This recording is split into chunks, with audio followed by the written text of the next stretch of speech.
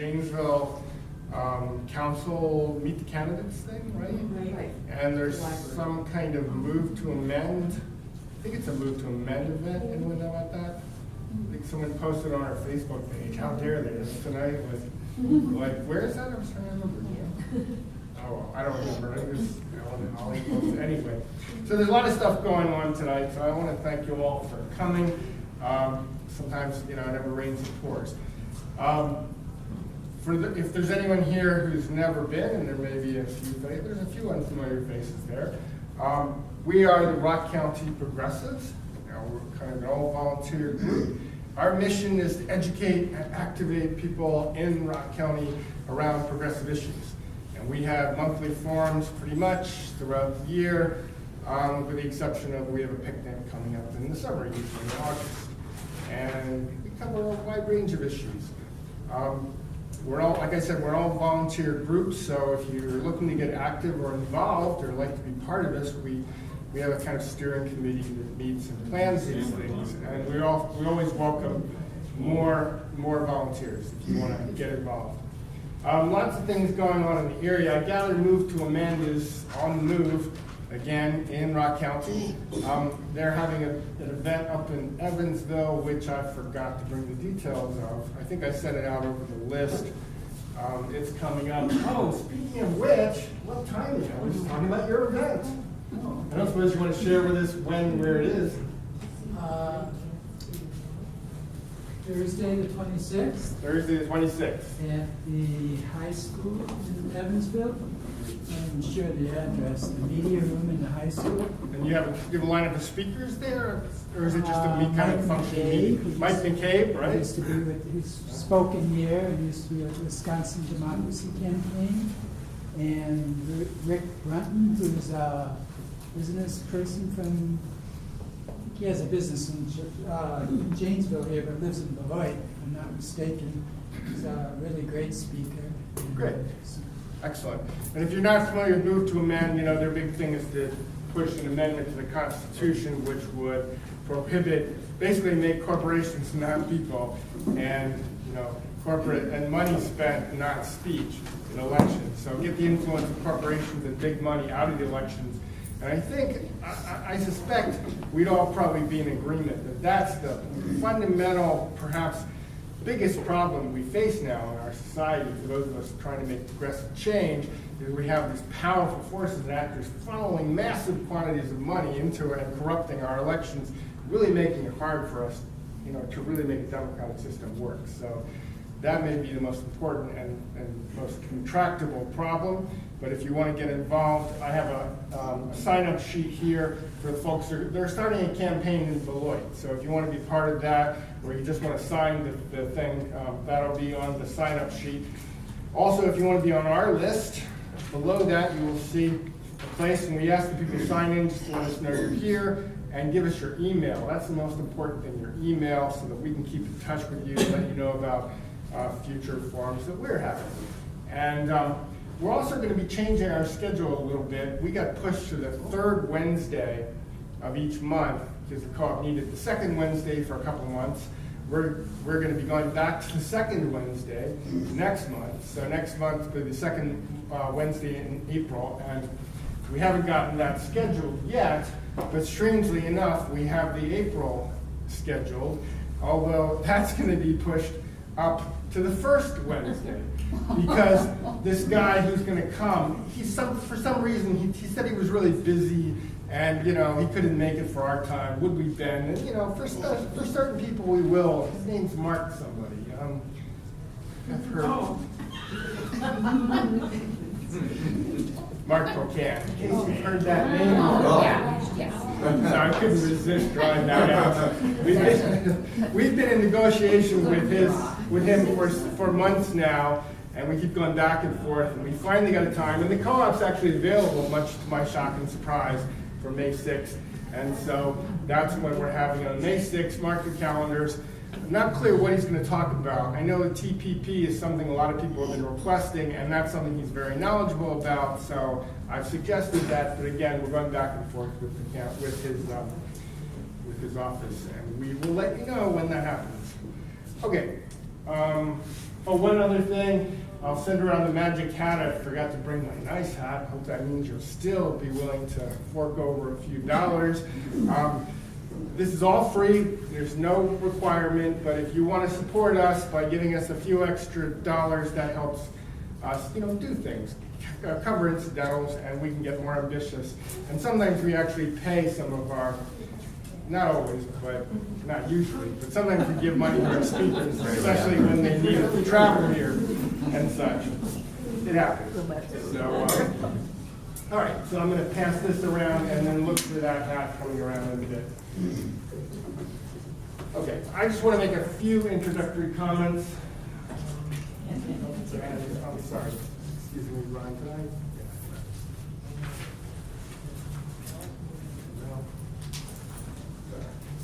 Okay, here it is. Just want to make a few introductory comments on the issue at hand. I want to go back in time for a little bit. Anybody remember Rodney King? Yeah. What happened to Rodney King? Remember that story? He got beat up, right. He got beat up. Now, was Rodney King's experience different than any of the people like him at that time? Well, if you're living in the black world or the world of African Americans, you would say no, that was quite common. If you were living in the white world, you would say, that was unusual. That was, just this strange, isolated case where these cops got perhaps out of control. Why do we know about Rodney King? Camera. He was caught on camera. Now, for that time period, that was really unusual. That was really unique. And here was the African American community saying, "Wait a minute, we've been saying this for years. This happens over and over and over again, and no one listens to us. And now, finally, it got caught on camera, and it's so obvious." And what happened to the cops who beat up Rodney King? Freed. Nothing. Nothing. Right. And so there was an eruption. I mean, there was, well, they call it the LA riots. But if you study the LA riots, and it's fascinating in itself, it's really the LA rebellion. Because African Americans didn't just go chaotically destroying everything. They went around systematically targeting stores that they were angry about. Often it was the Koreans. There was a lot of conflict with them and the Koreans. They target Korean stores, and they created all this damage in what's considered one of the biggest riots ever in the city. Okay, now let's flash forward to the current times, and today we're seeing a kind of similar pattern unravel or unfold. And we see a series of mostly young black men who are being killed in situations where it's pretty clear to many of us that these situations are, unfair, outrageous. There's a certain lack of fundamental justice here. We're seeing it on camera, and yet over and over again, we're not seeing any form of real justice. I mean, it's not so much that, it's not just we can say without a doubt, we can't say without a doubt that these cops are guilty, but what we can say without a doubt is there's no justice in the process. There's no trial. There's no places where justice can be served, and that itself is the problem. Well, we see the silver lining in this is we're seeing the rebirth, if you will, of a civil rights movement, and it really has been kind of, dormant for a long time. We're not seeing riots. I think what we're seeing is much better in a way. We're seeing a new kind of civil rights movement. In our last month, we had Brandy Grayson here, and she's from, the group Young, Gifted, and Black. And it's funny because I keep seeing her now all over the media. She's really visible, and she's a real force. And it's not really just her, what she represents, it's what she's part of. And when you look at what she's been involved in before this happened, large part it was prison reform. Because these injustices, they start at the police, but they go throughout the criminal justice system, in terms of who's likely to get arrested, who's likely to be convicted, who's likely to be put in jail, and then prison, and of course what happens in the prisons. And what happens in the prisons is outrageous.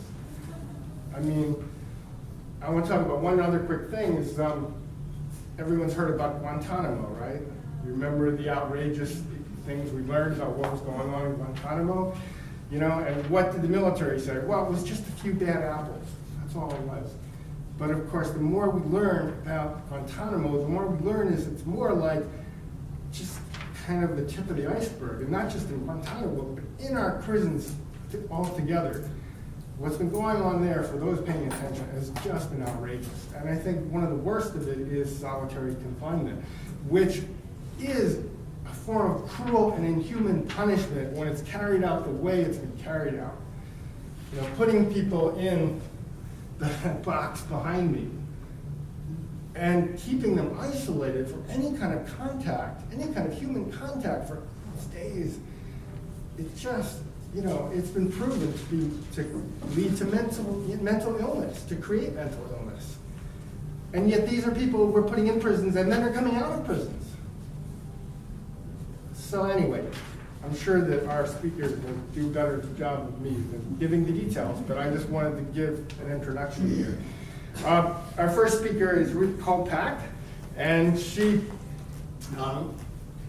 a retired hospice chaplain. She retired in 2014 for the Beloit Regional Hospice. She volunteers at St. Thomas Beloit Regional Hospice, Hackett Elementary School. She has a Master of Science from UW, Master of Divinity from St. Francis Seminary in Milwaukee. She's president of JOB, which is Job. I'm not very religious, so I would have obviously gotten that. An affiliate of Wisdom, which is a statewide organization of community organizers.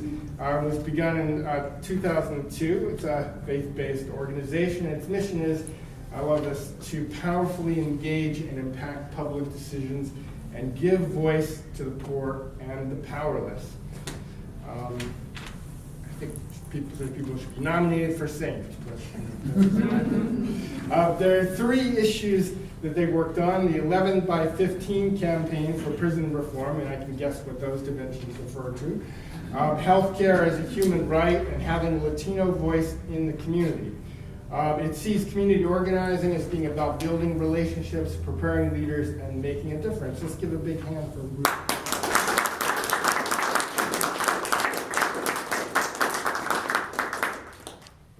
So 11 by 15 is not about a solitary confinement Oh, zone. I'm wrong. 11 by 15 is about the number of people we have in prison in Wisconsin is 22,000. Compared to Minnesota, who has similar demographics that we do, they are half of that. So our goal is to cut that 22,000 in half, which would be 11, by the end of 2015. Thus, we have 11 by 15. So I put things here just, I know this is really low tech, but you're ready for low tech, right? Just first of all, some information, some facts, because our Department of Corrections in Wisconsin is out of control. It's just escalated way out of control. And so the 11 by 15 campaign is a statewide campaign that there are organizations like Joe all throughout the state. There are about 10 organizations. We're all under the umbrella of Wisdom. And we are all working on this campaign. So we're chipping away throughout our state. So why? From 1974, between 1974 and 2014, just 20 years, our Wisconsin population only went up 24%. Our prison population went up 1,000%. In 20 years, 1,000%. Have you seen so many criminals running around that we have that kind of an increase? What is it all about? And then the second thing is, since 1990, prison population more than tripled. Since 1990, more than tripled. This is the state we live in, which is, you know, until I heard some of these things, I had no idea because I'm not in prison. Mike does some volunteering in prison, in jail, so maybe he knows a little bit more. But it just is mind-boggling to me. I just want to add something in that. You have to realize that this is all while crime rates are dropping. Exactly. That's what's so outrageous. Exactly. This is part of the problem. Wisconsin incarcerates more African American males and Native American males than anywhere else in our country. Wisconsin. And not only that, We are 32% higher than the next state. And the next state is Oklahoma. What is wrong here? What's wrong? So, African Americans, 13%, it's nearly double the national average. Nearly double. And Native Americans, 7.6%, is more than double the national average. What is wrong with our state? And another point about this population increase, excessive incarceration of low-risk offenders does not, it actually escalates their chance of being back into prison for crime. So we're incarcerating people with low-risk offenders and causing criminals, really creating criminals out of that. So that's part of this $1 million. And in addition to that, it costs our state $1.2 billion for our incarceration. So the university, there is going to be cut $300,000 million. $1.2 billion is going into our Department of Corrections. Do we have things lopsided? Should it be into education instead of prisons? That was the point Brad you made last time, which Yeah. is really good. And then between December 1st of 2011 and December 1st of 2012, 4,000 men have been in solitary confinement. 4,000 men in solitary confinement. And that too far exceeds the national average. Far exceeds. And I'll talk about solitary a little bit later. Released felons, they're very difficult to find employment. I think we can understand that. You have a felon title, nobody wants to hire you. And so it just triples the problem. So then some solutions and some savings. So we can be very proud in Rock County that we started something that is now going nationwide, and it's called TAD. Anybody know what that means besides our Joe people? Treatment, alternatives, and diversion. So I think it was in 2008 when Rock County Board of Supervisors was voting whether or not to spend $56 million on expanding the jail because the jail was overcrowded. And some of us, through Joe and other organizations too, we went to the Board of Supervisors, we said, put 10% of that towards treatment instead of incarceration. Well, lo and behold, they not only put 10% towards it, but we did not have that jail expansion because they really bought into this idea of treatment and alternatives. And if we can treat people rather than incarcerate them, that's what the diversion part is, keep them out of jail to begin with, because once you're in jail, once you're in prison, you have a record. And that record is around your neck forever. So treatment, alternatives, and diversion. So Rock County, so we are a role model for the state of Wisconsin. And the state of Wisconsin is working towards getting this throughout the whole state. And we are a role model for other states. So that's a positive thing for our state. In the first 7 years of having TAD in our state, $13 million was saved. So it shows that some alternative practices can save money. For every dollar that is spent for treatment, alternatives, and diversion, $1.96 is saved. So it's a huge investment with good returns. We would all like to get that right kind of return on our investments, wouldn't we? Yeah. So treatment, we have a drug court here in Rock County. We have a mental health court in Rock County. And and then the ankle bracelets, they wear the ankle bracelets so that they can be out and about instead of in jail. Next thing is re-examining the sentencing. Oh, I want to back up to this one. If fully funded, our goal, we are asking for $20 million in this biennial budget coming up. $20 million for each year, so for 2 years, 20 million, 20 million.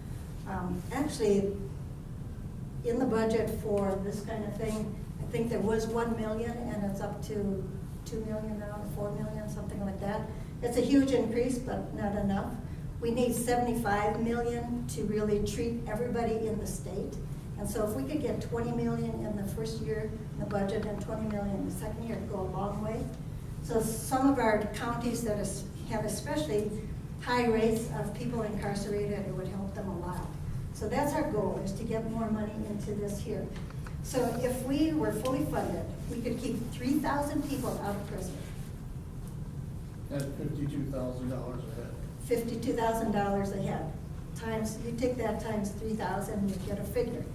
We can keep 27,000 out of county jails. It's worth the investment. It's worth the investment. And the recidivism rate is much lower if they've gone through the treatment alternative diversion as opposed to incarceration. Recidivism rate is much lower. So the sentencing, we're examining the sentencing. So, long prison time, you know, we have this, it's a popular campaigning issue. If you say, I'm tough on crime, throw everybody behind bars, it gets votes, unfortunately. Even when crime, as Chuck already said, the crime rates go down, they never say that. They never say the crime rates have gone down, just say, we're gonna be tough on crime. Unfortunately, that gets votes. So, and then, when I get into this here, the parole, I'm gonna do both at the same time, because there's an old parole, an old law that's, when judges, when somebody comes before a judge, they are given a sentence, they were, in this old law, given a sentence for so long, the judge, assuming that they could have a positive turnaround and then be released on parole. And then came, in 2000, came truth in sentencing. Remember that? Truth in sentencing. Whatever sentence they get, they stay. So everybody who was here, and the judges sentenced them, for instance, 25 years, with the expectation they'd get out in 15 years, they're stuck. They're stuck there. And the new people, they get a long sentence without parole. A long sentence does nothing for public safety. As I said before, we can create criminals by just locking them away. So a long sentence is just longer time for them to be disengaged from the community, harder time to get readjusted to community life when they do get out and back into prison. So long sentences do nothing for public safety. It's extremely costly, as Mike said, $52,000 a year per inmate. That's a lot, 22,000 times 52,000. It reduces the odds that the offender will successfully reintegrate into the community when they're released. And then the other thing about sentencing, our 17-year-olds right now in the state of Wisconsin are moved into adult court. If we could change that so that they're into juvenile justice system instead of adult court, because they're still teenagers. And then bring sentencing guidelines in line with what the best practices in the nation. There are other states that are doing much better than we are. So let's find out what those best practices are and start changing our policy about sentencing based on what is working in other states. And parole, let me see what I missed on here. Right now, I explained this old law, new law. Right now, 300,000 prisoners are eligible for parole. 300,000. 300,000. They've completed every rehabilitation practice or program that they need to go through. It would be 300,000. Oh, did I say 300,000? That's all right, you just jumped the decimal point. Well, yeah, it's 3,000. I'm sorry, thank you for catching that.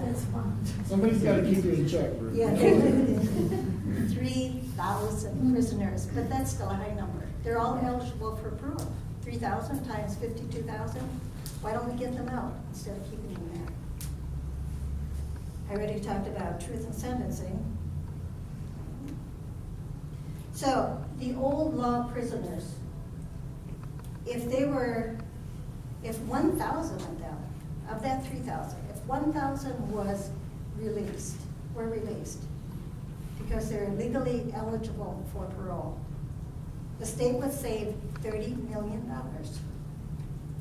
You see, over and over, there's a pattern here in our justice system that doesn't make sense, and it's costing us a whole lot of money. If we reinvested that $30 million into TAD, the state would save an additional $60 million. Well, $1.96 for every dollar invested. Wow. So, you know, we've got people now working on our budget in the state, and they need to understand that our Department of Corrections is eating up a lot of our tax selling money unnecessarily. The next item is compassionate release. So that's for people who are elderly and still in prison, who are sick and in prison. According to the 8th Amendment of our United States Constitution, we have to provide medical care for them. So the cost of taking care of ill and aged prisoners goes up to $75,000 instead of $52,000. So it's a lot more expensive. You think about it. We have to provide There's a medical. nursing home, right? Yeah, it's our state-run nursing home. It's not a very nice nursing home.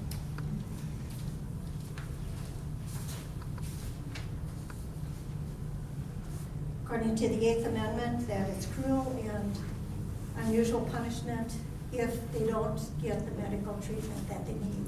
I've seen a video on hospice in prisons where one prisoner is kind of providing hospice compassionate care, sitting with them in prison.